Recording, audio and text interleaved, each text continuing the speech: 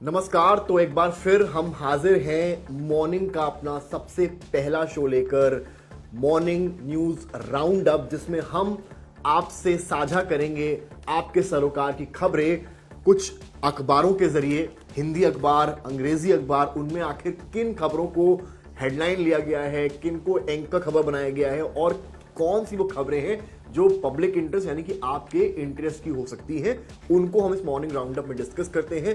और एक बार फिर वो काम हम आज करने वाले हैं।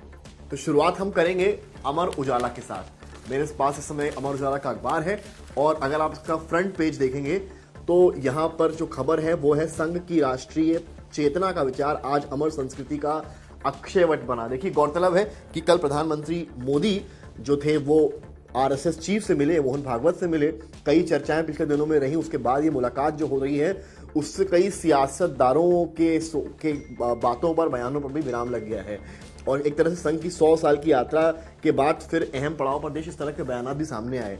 इसके कई मायने हो सकते हैं, क्योंकि देखिए बिहार का चुनाव सामने है, 27 में जो है वो यूपी का चुनाव है। तो ऐसे में संघ और बीजेपी को लेकर एक चर्चा एक दौर में चली थी, लेकिन शायद प्रधानमंत्री मोदी के संघ से के दफ्तर में जाना, वहां मिलना, मुलाकात करना ने उन तमाम बातों पर कुछ हद तक ही सही लेकिन जरूर पूर्ण विराम लगाया है। इसी पेज पर हम नीचे अगर आते हैं तो देखते हैं खबर बिचौलियों को लेकर है। आईएएस अभिषेक प्रकाश को लेकर बहुत चर्चा है और उससे ज्यादा चर्चा है निकांत जैन को लेकर, जो एक तरह से एक बीच का आदमी था और जो पूरा बिचौलिए का काम कर रहा था। खबर क्या है उस पर गौर कर लेते हैं। इसमें लिखा है कि बिचौलिए ने सोलर कंपनी से वसूले थे 1.05 यानी कि 1 करोड़ रुपए सोलर कंपनी से इस बिचौलिए निकांत जैन ने वसूले। तो अब कहने का मतलब ये है कि अब एक के बाद एक परत जो है वो खुलती जा रही है। क्या कुछ चीजें हैं वो सब सामने आती जा रही हैं। यहाँ पर आप देखिए, हम इसी राजधानी के पेज पर अमर उजाला के हैं, अभिषेक प्रकाश के निलंबन की रिपोर्ट केंद्र को भेजी। ये बहुत बड़ी खबर है। अभिषेक प्रकाश के निलंबन की जो रिपोर्ट है वो केंद्र को भेजी जा चुकी है। 36 पन्नों की रिपोर्ट में राज्य सरकार ने निलंबित आईएएस पर लगे आरोपों का ब्यौरा दिया है। इसके अलावा घपले से संबंधित कई और तथ्य भी अभी सामने आ सकते हैं। तो फिलहाल अभिषेक प्रकाश की मुश्किलें जो हैं वो कम होने का नाम यहां पर नहीं ले रही हैं। हम थोड़ा सा अब आगे बढ़ेंगे तो आप देखिए, क्योंकि रामनवमी है, नवरात्र चल रही है, आप सबको बहुत शुभकामनाएं नवरात्र और ईद दोनों की। अब इस बीच में खबर यहाँ पर है, अयोध्या के मंदिरों में गूंजने लगे बधाई गान, क्योंकि देखिए रामनवमी पर एक बड़ा प्रोग्राम होना है। मंदिर भी सज धज कर तैयार हो जाएगा। मंदिर हालांकि अभी सज गया है। देखिए प्रवेश द्वार की जो तस्वीर छपी है वो इसमें आप अगर कैमरे के जरिए देख पाएं तो कुल मिलाकर अयोध्या जो है वो उत्साहित है। रामनवमी है, नवरात्रि है, इसके अलावा तमाम चीजें हैं। उससे बड़ी खबर अगर आज की हम बताएं आपको तो एक बहुत बड़ी खबर जो राज्य के हिसाब से देखी जा रही है वो ईद है। सबको पता है ईद है, लेकिन जिस तरह से संभल में कहा गया कि भाई सड़क पर नमाज नहीं अदा करनी है ईद वाले दिन, आप रूफटॉप यानी कि अपने छतों पर भी नहीं कर सकते। इसको लेकर भी सिक्योरिटी पूरे राज्य के अलग अलग जिलों में लगाई गई। हम लखनऊ में हैं तो लखनऊ में ईदगाह हो गया, टीले वाली मस्जिद हो गई, तमाम जगहों पर आज नमाज हो रही है। अब ऐसे में डीजीपी प्रशांत कुमार ने कहा है कि ईद के मद्देनजर संवेदनशील जो जिले हैं वहां पुलिस की पैनी नजर, और ये छापा यहां पर गया है। डीजीपी ने सभी जिलों को खास सतर्कता बरतने के निर्देश भी दिए। तो ईद को लेकर जो इस बार नजर रहेगी कि किस तरीके से ईद की जो नमाज है वो अदा होती है। क्या जिस तरह से अलविदा की नमाज हमने देखा कि किस शांतिपूर्ण तरीके से अदा की गई, वैसे ही क्या होता है। तो फिलहाल ये अमर उजाला है जिसे आप देख रहे हैं। और इसके अलावा देखिए तमाम बड़ी खबरें हमने आपको बताई हैं। यहाँ भी पेज में जगह दी गई है उसी खबर को, जो शायद सबसे बड़ी खबर देश के पॉइंट ऑफ व्यू से है। मोदी हेल्स संघ founders underlines bond with RSS. शायद ये बीजेपी के लिए बहुत जरूरी था। उस मूवमेंट पे जब लोकसभा चुनाव के नतीजे कुछ ऊपर नीचे हुए तो शायद ये जरूरत थी बीजेपी के लिए भी कि आरएसएस से कुछ अगर मनमुटाव है या अगर ये र्यूमर्स भी हैं तो उनको खत्म किया जाए। और ये मुलाकात जो है और ये तस्वीर जो है, ये शायद केवल एक तस्वीर नहीं है बल्कि कई जो आने वाले राज्य के चुनाव हैं उनमें उनके लिए एक बहुत सार्थक बीजेपी के पॉइंट ऑफ व्यू से साबित हो सकती है। अब आप देखिए यहाँ पर टाइम्स ऑफ इंडिया में महाकुंभ वाइब्स है, संगम नो, सीएम एक्सटेंड विशेष नवरात्रि। तो अब आप देखिए ये संगम की भी तस्वीरें छपी हुई हैं, क्योंकि अब नवरात्रि है तो लोग वहाँ भी उमड़ने शुरू हो गए हैं। अब क्या है इसमें देखिए, यहाँ टाइम्स ऑफ इंडिया में हम थोड़ा सा आगे धीरे धीरे जाएंगे तो यहाँ पर गोमती, क्योंकि गोमती नदी का पानी जो है उसको लेकर लगातार कोशिश चल रही है कि साफ हो जाए, तो वो सारी चीज़ें इसमें दर्शाई गई हैं। हालांकि सिटी में कोई बहुत खास खबरें नहीं है, लेकिन हम थोड़ा सा अगर आगे बढ़ेंगे तो नेशन पे आएंगे और कुल मिलाकर प्रधानमंत्री मोदी और मोहन भागवत की जो मुलाकात है उसको तरजीह दी गई है। अपना भारत टाइम्स में आ जाते हैं।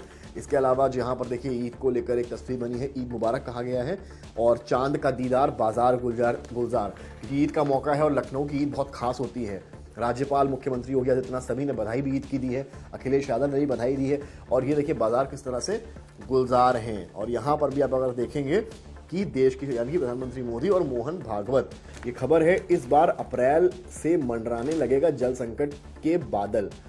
गोमती और शारदा नहर का घटा पानी, नहर बंद होने पर बढ़ सकती हैं मुश्किलें। सिंचाई विभाग ने जलकल को पानी स्टॉक करने का सुझाव दिया है। तो घटेंगे सप्लाई के कंट्रोल। कुल मिलाकर ये, क्योंकि गर्मी बढ़ रही है और वाटर स्कार्सिटी बहुत बड़ा चैलेंज लखनऊ और यूपी पूरे प्रदेश के लिए होने वाला है। तो कुल मिलाकर देखिए यहाँ पर जो है ये अखबार है और यहाँ पर जो है ई रिक्शा रजिस्ट्रेशन चल रहे हैं, उसको लेकर भी यहाँ जानकारी दी गई है किस तरीके से, क्योंकि संचालन होना है, इसकी शुरुआत 1 अप्रैल से हो रही है। अब जो है आप यहाँ पर आते हैं मैच को लेकर, जो मैं आपसे कह रहा था, कल मैच है, शहीद पर तो ट्रैफिक बदला रहेगा। यानी कि अगर आप लखनऊ में हैं, आप IPL का मैच एंजॉय करना चाहते हैं, कल जाना चाहते हैं, तो आपको इन गाइडलाइंस को देखना पड़ेगा, वरना आप अगर अपनी गाड़ी से शहीद पथ पर जाएंगे तो आप फंस सकते हैं। ये जो डाइवर्जन्स यहाँ दिए गए हैं उनको देख लीजिएगा। सिटी बसें भी जाएंगी, उनकी जानकारी भी देखिए यहाँ पर दी गई है। ई रिक्शे भी कुछ हद तक कहीं कहीं अलाउ किए जाएंगे। तो कुल मिलाकर ये कहानी है नवभारत टाइम्स के अखबार की। उत्तर प्रदेश में प्रयागराज में जो एयरफोर्स अफसर को लेकर हमला हुआ, मौत हुई, उसको लेकर एक एंकर खबर जागरण में छापी है और जागरण ने लिखा है कि एयरफोर्स के इंजीनियर की हत्या के पीछे करोड़ों के टेंडर तो वजह नहीं है। तो ये एक बड़ी इन्वेस्टिगेटिव रिपोर्ट है जो दैनिक जागरण ने आज अपना एंकर पे छापी हुई है। तो कुल मिलाकर देखिए खबरें कुल मिलाकर वही हैं। यूपी के पॉइंट ऑफ व्यू से बड़ी खबर की आप अगर बात करेंगे तो आज ईद है, फेस्टिविटी है, लेकिन उसके साथ ही साथ नमाज को लेकर जहाँ जहाँ सिक्योरिटी अरेंजमेंट्स हैं वो काफ़ी जो है देखने वाले रहेंगे, किस तरह से क्या चीज़ें यहाँ रहने वाली है। तो कुल मिलाकर ये दैनिक जागरण है।